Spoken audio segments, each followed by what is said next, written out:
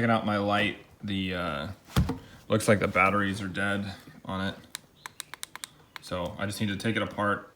This DIY light stick that I made, it's just siliconed on up at the top here, so I'll just take that off and then replace the batteries. Hopefully this thing is still working. What I suspect happened, it's activated by water, and it's been in my shed for almost a week, and there's a small chance that it might have got left on.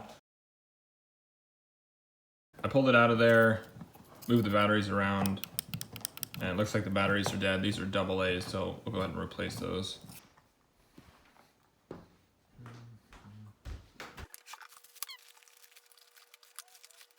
I feel like this happens every single time. I need AA's, I have a ton of AA's.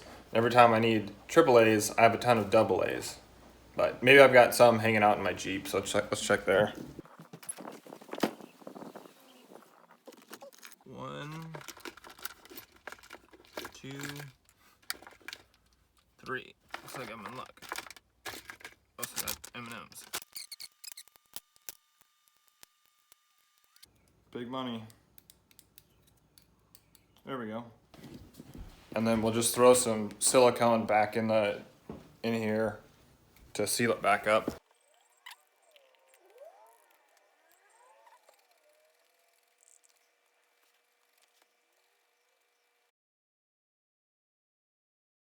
So I'm just getting my rig set up for the next trip out, which will probably be this afternoon or tomorrow. But I was looking at my line on my main pelagic rig, and the last fish, or the last bait I had on here, I ended up missing the fish. The line is just barely kind of tore up in here, but further up the line, right in here, it's all kinds of frayed up. And then just a little bit further up the line, like another 6 inches or so, it's pretty frayed again. So I'm not too sure what happened there. Potentially when the fish came and grabbed my bait, it was actually through the jaws of the fish like this, which would have been a really big fish if those were the jaws. 3:28 a.m. What's up? Good morning, guys. About 4:10 in the morning, about to head out. I'm gonna go off the south side out in Mamala Bay off the airport. I need to pick up some ice on the way. I spent most of yesterday afternoon cleaning up the house, doing chores, getting ready with some of the kayak fishing, because I'm gonna fish today and then tomorrow morning. Because the wind's down, it's been blowing 20 to 30 knots for the last week and a half. So this is really the first opportunity. The fishing's not supposed to be great, but I still want to just get out there anyway. I'm gonna meet up with some friends.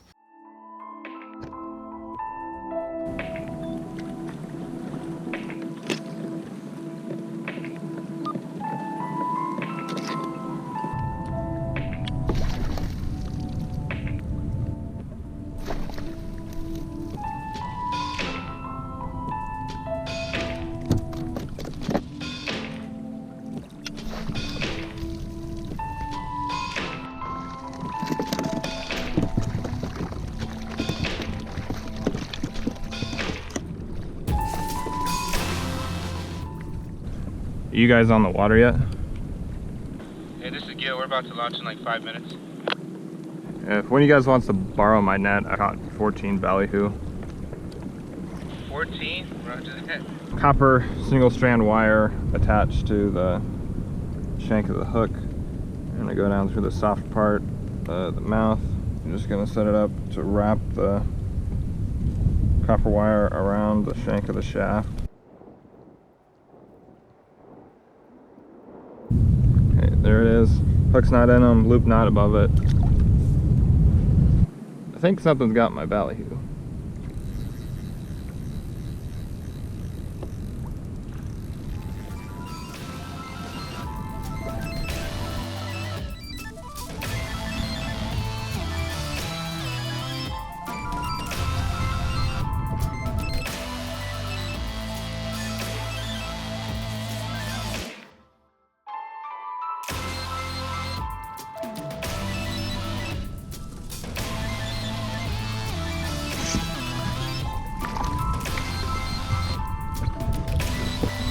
One last shot at it.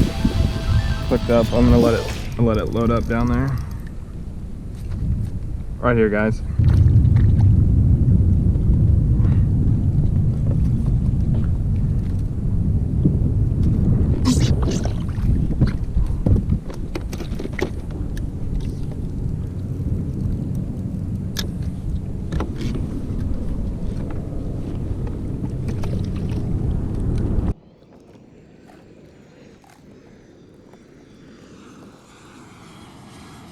Let me know if you need bait, 'cause I'm f***ing overloaded. I got like 9. Just small little groups of them. They're super aggressive. They'll hit anything. About what depth? 125? 80 to 100 all in through here. I'm marking them on my side scan. Lately, that's the only way I've been catching them. But after cleaning out my transducer, I was getting some marks on the, traditional sonar. I just marked what I think is bait. I'm in 187, drifting over the ledge. So ASAP, I'm gonna throw one of these Opelo out there, just to free up space in my bait tube. This is one of the smaller ones that I caught, and I'm using a 3.0 Gamakatsu live bait hook. Super stealthy with a loop knot in it. And then I'm gonna let out just a ton of line.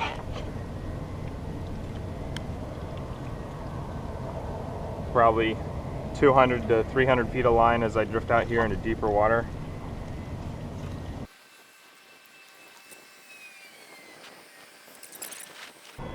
I'll put away the bait rod. And I'm gonna start thinking about throwing another bait out.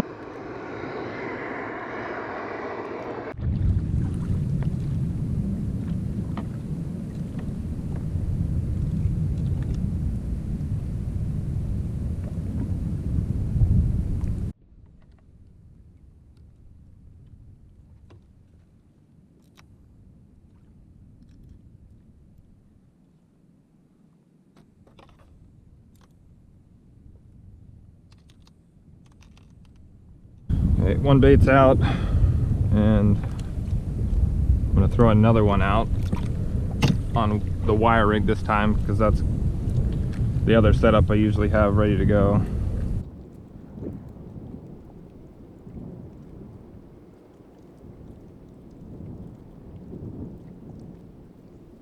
One on the back, one on the front.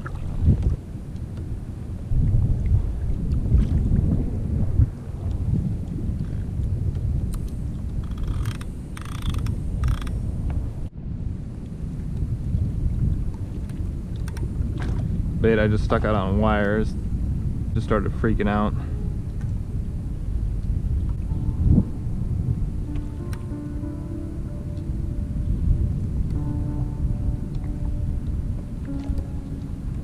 Gonna give him some more line. Marking something down at 100 feet. I'm not sure if that's bait or what.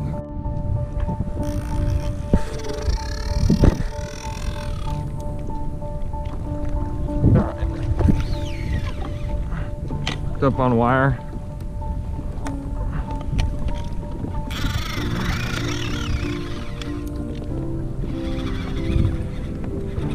That's pulling pretty hard. Need to try not to get tangled here. Oh, stay on. Stay on, don't get tangled. But it was running like a pelagic. Had the head shakes. It was feeling good size at first, now it's not really doing anything.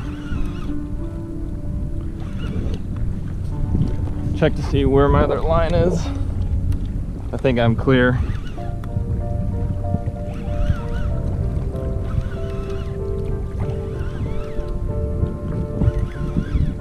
I hooked up somewhere around 200. My fish finder's not reading depth right now.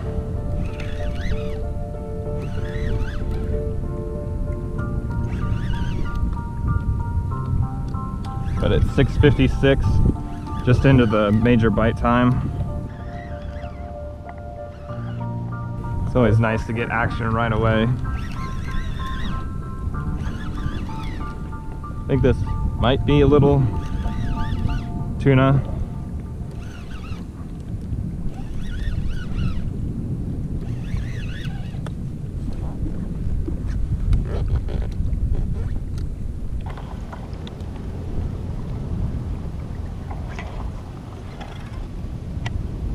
It's close though. Whatever it is.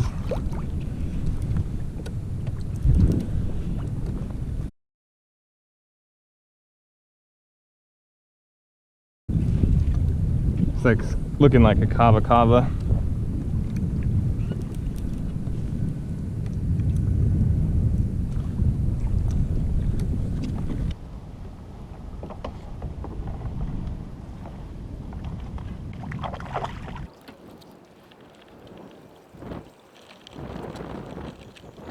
I think my other bait got stolen.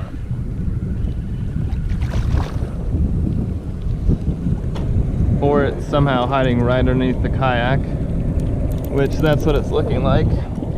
Yep, there's my bait hiding right under the kayak.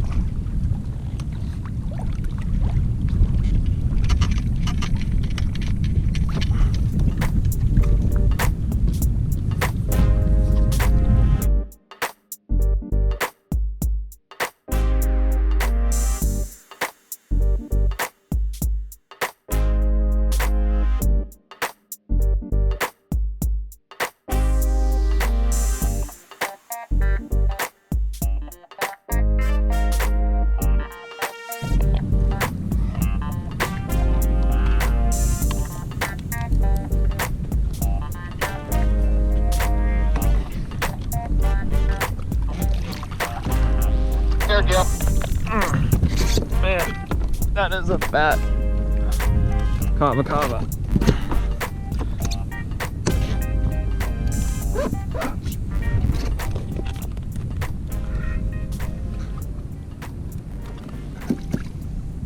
Always a bad idea to stick your hand in a fish's mouth.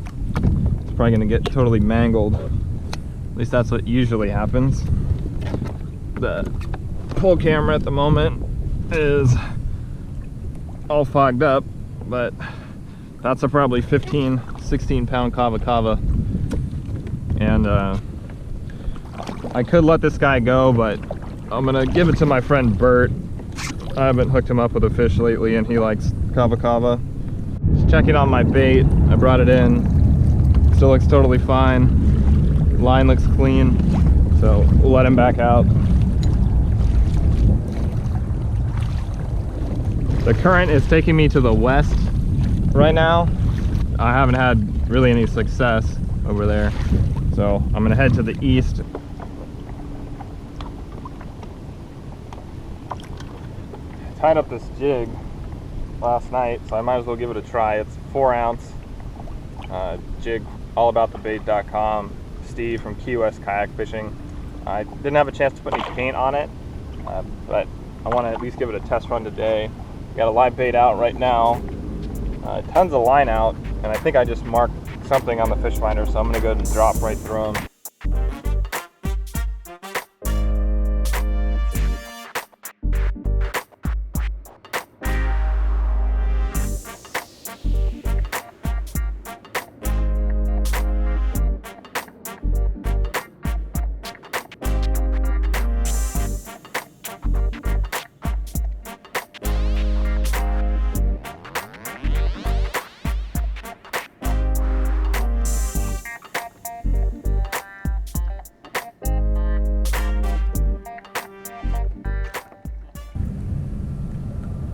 I need to throw this kavakawa in the bag, so I might as well set up so I can drift with tension on my line.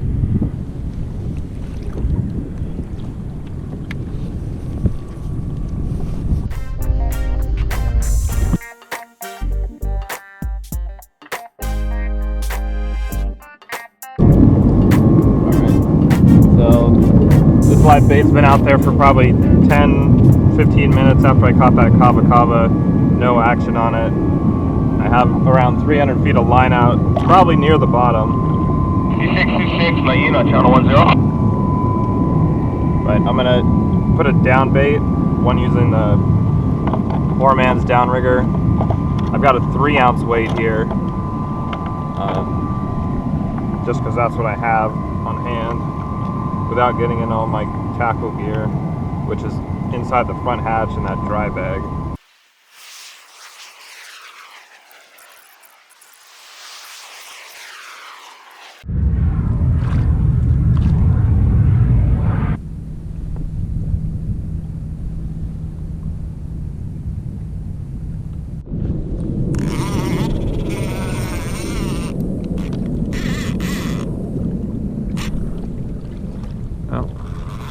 Something was going on with that. I think that was a shark. Something bit him.